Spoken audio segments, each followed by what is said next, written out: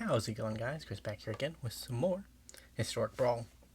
After yesterday's disastrous draft video, I decided to go back into my comfort zone, which is Historic Brawl at the moment. Historic Brawl and Constructed is my real comfort zone, but Historic Brawl is where we're at currently. And we're playing a Miirym deck. Now, before you go jumping to conclusions, we're not a dragon deck. Miirym is the only dragon in the deck, and he's here not to be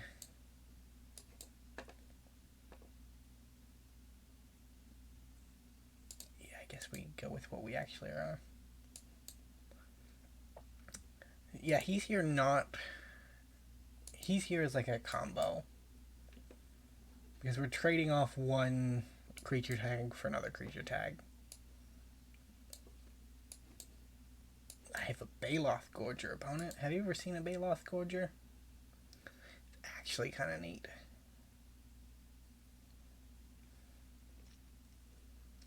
So they got a Quirion Beastcaller, which is coincidentally our tribe. Next turn we can Quartzwood Crasher.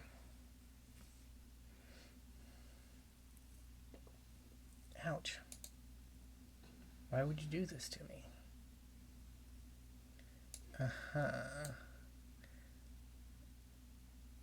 Right, that's how that works. Let's get rid of this one because it's the only one we can actually get rid of.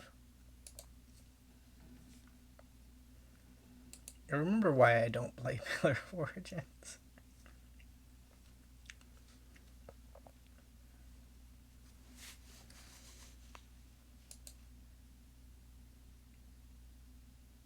Distribute, so it's not gonna be full.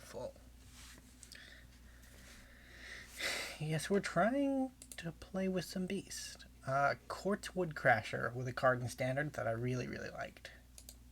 He's kind of more trample tribal, but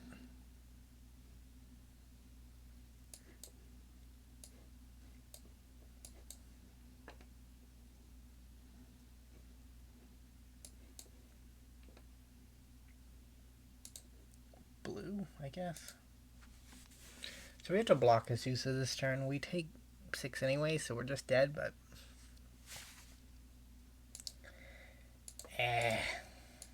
well, it was a good first attempt. Like, we proved that the mana and the ramp package is not that bad.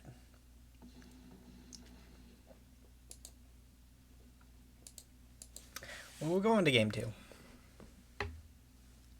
The Beast will have their day. One of the inspirations for this deck, I know I've been talking a bit about why I decided to build this deck, because it's not really like a tribe, right? But there is a new card coming up that benefits from you casting beasts and birds. And I kind of want to see before Brothers War hits if there's like there's any substance to beast or birds before he comes down, so that we can like check it out to see if maybe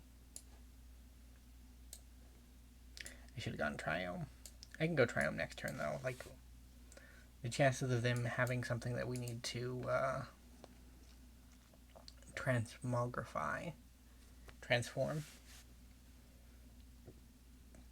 I thought it was low, honestly. I thought it was low, but Adeline is a must answer threat, unfortunately.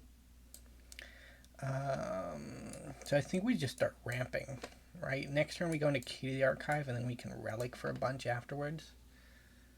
So I played a lot of Standard today, and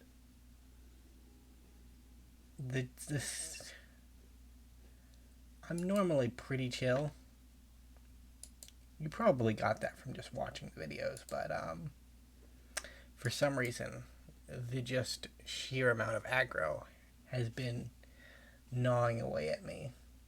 4 dogs for 4 mana. That's mad, man.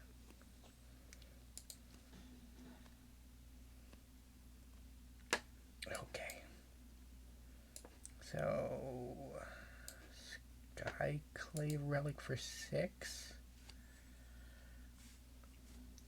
Like, I am desperately trying to ramp my way out of this.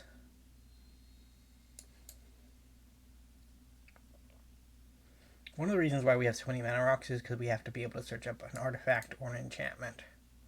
In this match, we don't have to because we have the Arcane Adaptation in hand, right? But so next turn we can Miirym and maybe Adaptation too. We're dead, never mind. I forgot Jetmir is a card, and he is in the command zone, so GG. We were just too aggressive with our ramping. We should have played a little bit of actual board presence. This might be a 5-match episode, because we are just not getting anywhere at the moment. And I'd hate to leave it off without having cast a single beast. We've cast a lot of mana rocks, but no actual beast yet. Satoru Umezawa. Satoru Umezawa is a cool card too. Pillar of Origins. My god. Why do you...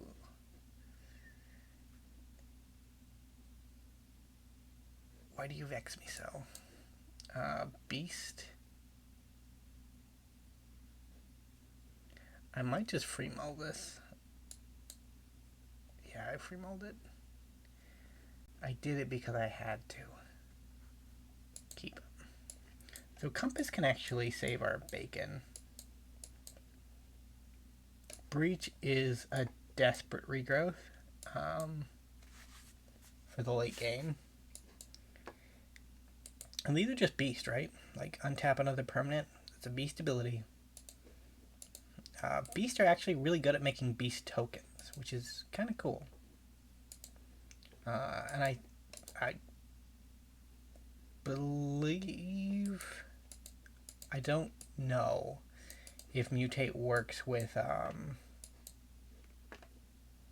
Panharmonicon. I really just don't know, but it works with Miirym's ability when you get the Arcane Adaptation down, right? So with Arcane Adaptation, you have to turn all your beasts into dragons. With Maskwood Nexus, you don't have to choose a creature type. They're just all creature types, so that Miirym's ability will always work. Like back in the old days, like 20 years before I started playing Magic, there used to be cards where you could change lines of text on a card. Let's actually get down our first beast. That could be cool. And then if we have to search up a land, we have to, right? But I'm actually inclined to search up a land at the moment. Weird. The ninjutsu deck was trying to attack me. I feel like that's probably not a good thing. I would have liked to keep it like a ram card, but if this gets unblocked, it just ninjutsu itself back. And then it comes off the deck as something worse.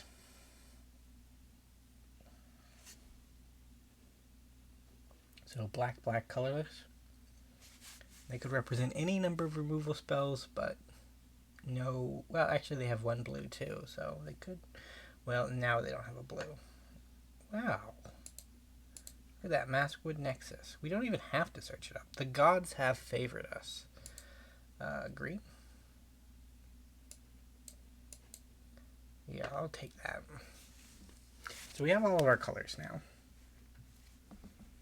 We're still a mile off casting Miirym, right? But at least our Umezawa opponent is not... It's not, like, insanely aggressive. So back when I built the Umezawa deck, it was just nonsense, really. I actually have to put that to the bottom. I'd like to have it, but...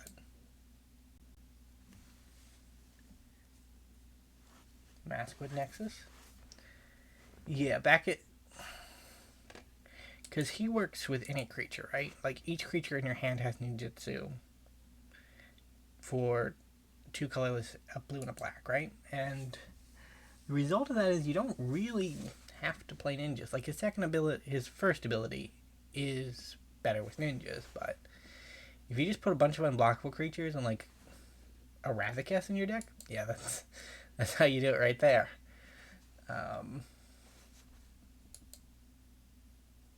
So we get hit for 8, and then we have no way to actually kill the Ravicus. I can see why our Grinzo Winzo opponent was not being very aggressive, because they want to play a bit of a longer game like we do. Although, like, putting an 8/8 in play on turn 4, fairly aggressive, actually.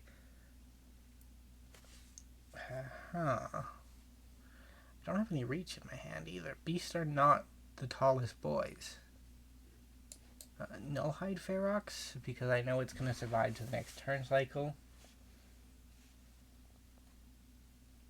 And we've kind of crashed the only non-creature spell I need.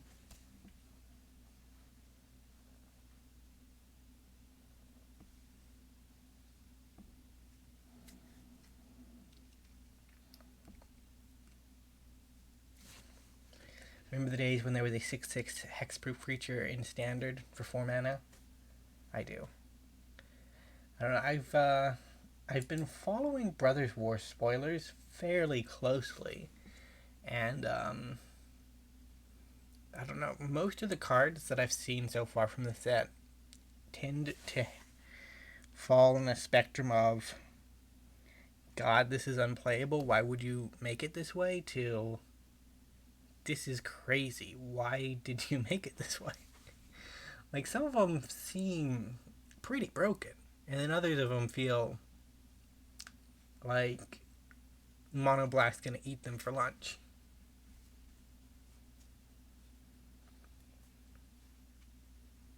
It turns out that one technically land destruction spell I was talking about was Urza's Starrix, which is the same Starrix that Karn has later on, so it's technically Karn's Starrix too. But Urza actually knows how to use it, unlike Karn. So it's actually destroying lands. And it has another ability too that I did kind of glossed over. But there's some really good stuff in there, some really weird stuff in there too. Like, there's a tutor in there that's 2 mana, sacrifice a creature, search your library for a card and put it in your hand. Like, that is insanely above curve.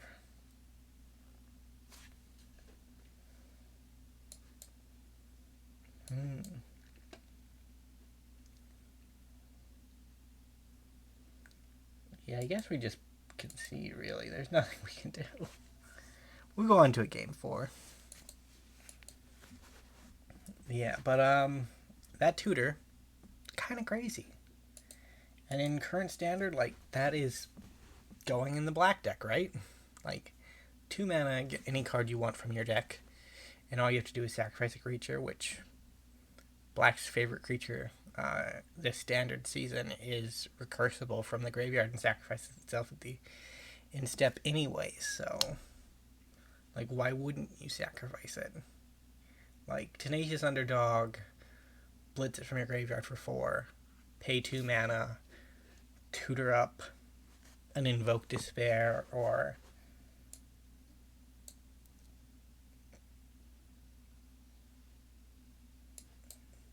put a land down. Yeah, tutor up an Invoke Despair, or a Liliana, or a Shieldred. Just feels like it's gonna be the least fun that you can have. Yeah, we're not going to attack with Guide-Beast. He's in the deck because he's a beast, but he's also, like, he's a blocker.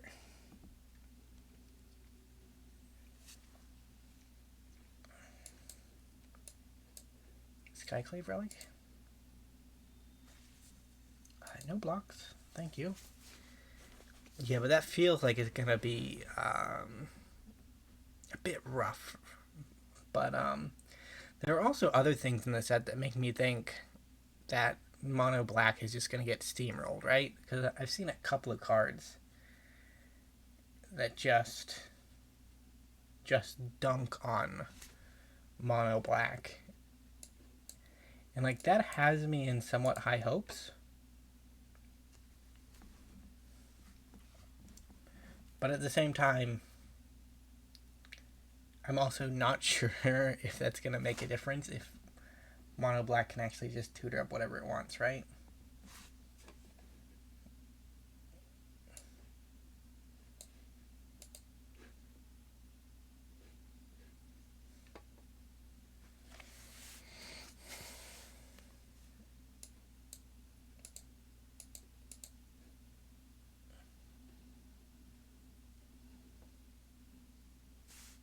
Yeah, so the really big, one of the really big cards that I saw recently is, I don't remember his name, but it's 1 red mana, 1 generic mana, deal 4 damage to target creature. If a creature dies this way, exile it. Like, that is gonna...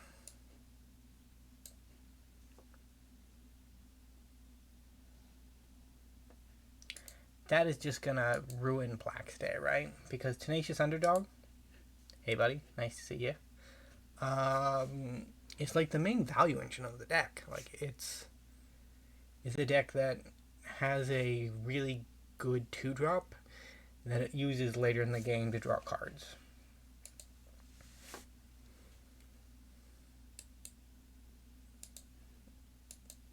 I kind of sometimes wish that alchemy cards weren't in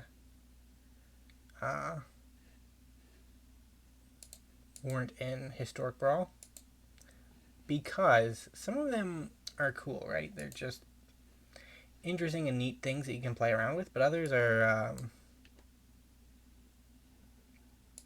not so cool. And in my experience, like, I don't think Xander's Wake is actually that powerful, but my experience is the enchantments that are kind of like the problematic things from alchemy. Because the seek mechanic on enchantments just gets a lot of value.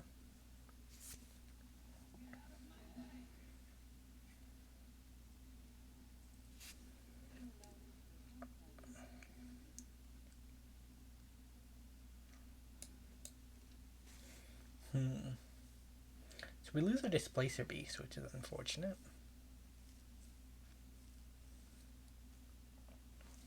This is our game 4, so we'll probably go into a game 5, just because we're not having much luck. Okay, I can't really afford to have that happen. Well, Miirym, you're on guard duty. Congratulations. Yeah, and there were a couple other, like, cards from the set that are just gonna be really good against mono black. One of the things I'm most excited for from Brothers War is there's a card called Portal to New Phyrexia, and then there's a 5 mana return target artifact, enchantment, or planeswalker from the graveyard to the battlefield.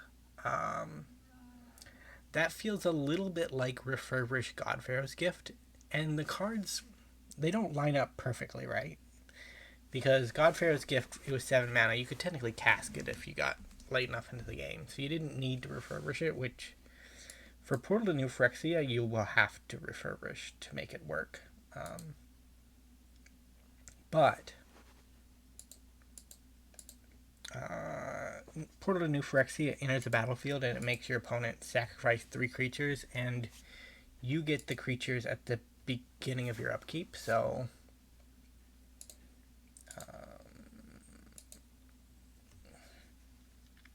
let's make a trade out happen.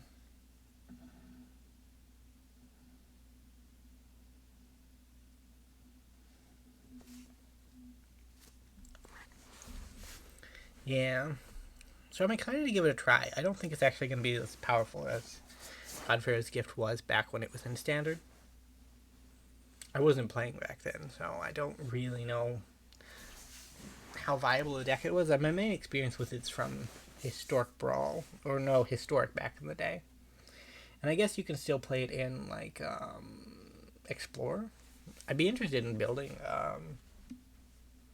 a Godfair's Gift Explorer deck. I wonder if there is one around, but it just feels a little worse than what's the vehicle guy that does it? The white and black vehicle guy from what standard set was that? It was a recent one too. Kamigawa? Yeah, from Kamigawa. I think it's like it starts with an O. Let's get rid of Simic Ascendancy. Because, oh, well, we don't get a choice, right? Because you are random. Forgot you're an old card. Ascendancy is technically an alternate win condition, so we could win. Maybe.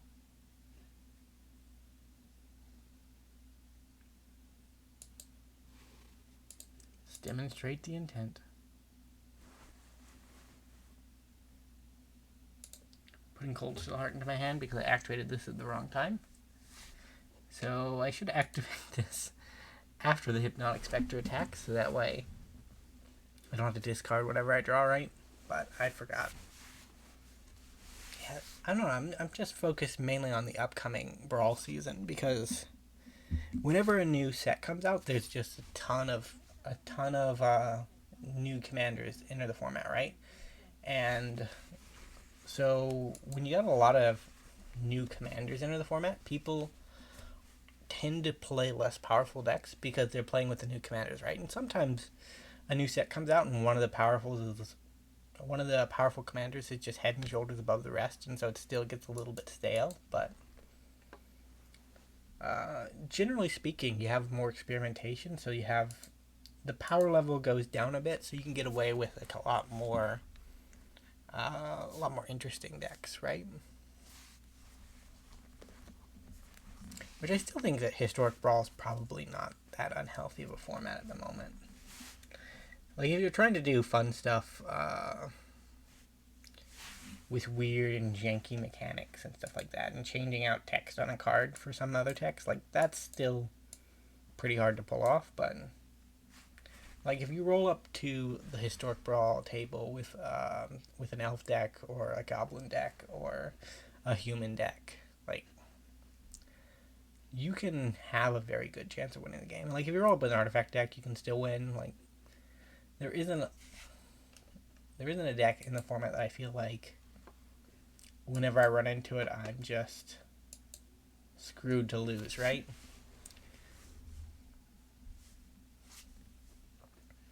I remember when Brawl, the format came out, I wasn't actively playing at the time, but I was still like watching Magic content. Back when it first came out, one of the major cards in the format that drew a lot of ire was Brawl, Chief of Compliance. Hey, they had the one white spell that destroys a creature. That's rude. So they just a white-black control deck. Not very exciting. Hey, I'll keep that. I need red mana, actually. So I got 4 to work with. I guess we'll just make a beast. I don't mind making a beast. Get another card in the yard. So a lot of good beasts actually have mutate, which is something I guess makes a lot of sense, right? Because Ikoria was a beast set.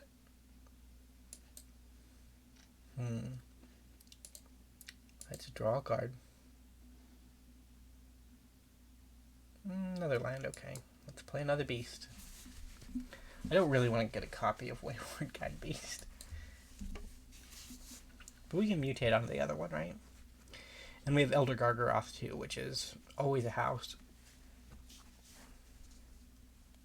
This is our 5th match too. Like, if we lose here, this is it. This is all we got.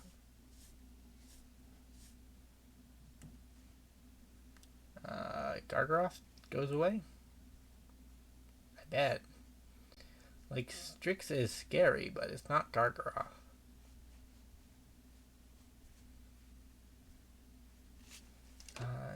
No blocks. Thank you.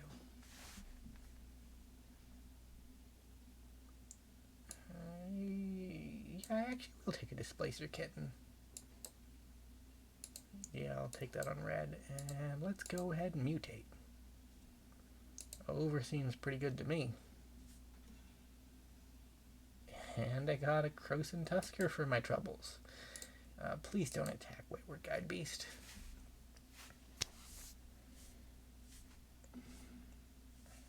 So the good thing about Beasts is they tend to situate between 4 and 7 mana, and they tend to be fairly sizable creatures. So, like, an army of 1/1s is not gonna ruin our day. I mean, they still technically could, right? But it's unlikely.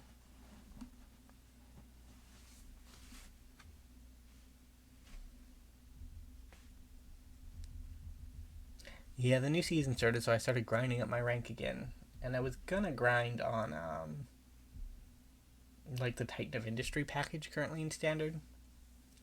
But, I just ran into the aggro decks trying to get under the black decks.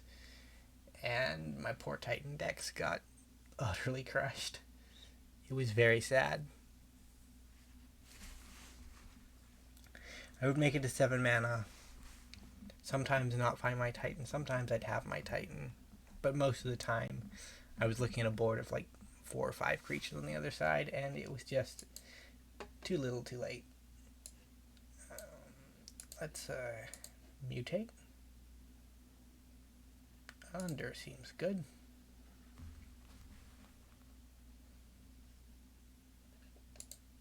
Yeah, we'll take a Greenland. Wow, an Underworld Breach, okay. Cancel, I don't want that one, I want the Thrash, which weirdly enough switch sides on me. Target creature you control. This one will get rid of that Agar. Sorry, Gargaroth. I just don't have the mana for you.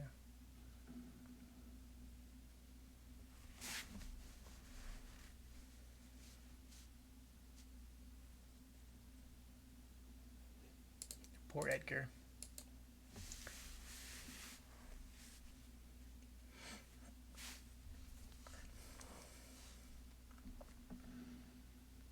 Divine Visitation. That's rude.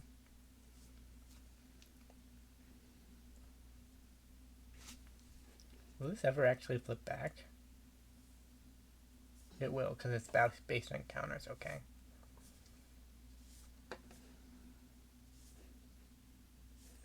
Wow.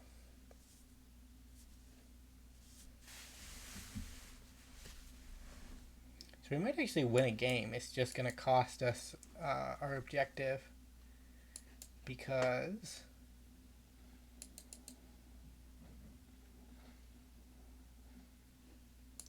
yeah, I'll take one of those back. Hey, look, I have a land drop per turn. Hey, there's my kitten.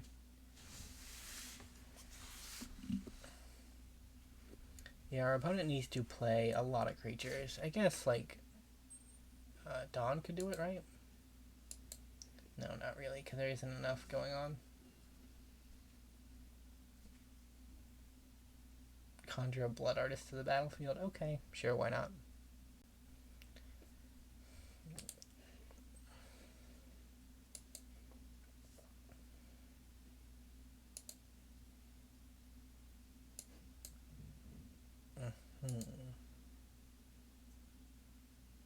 So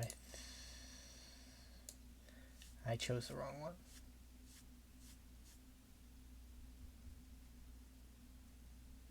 So, but what are we gonna kill? Probably the Divine Visitation. Like, on the off chance that the game goes long, and they actually have a way to stop me here, it's probably better that we get rid of the enchantment that is literally gonna kill us.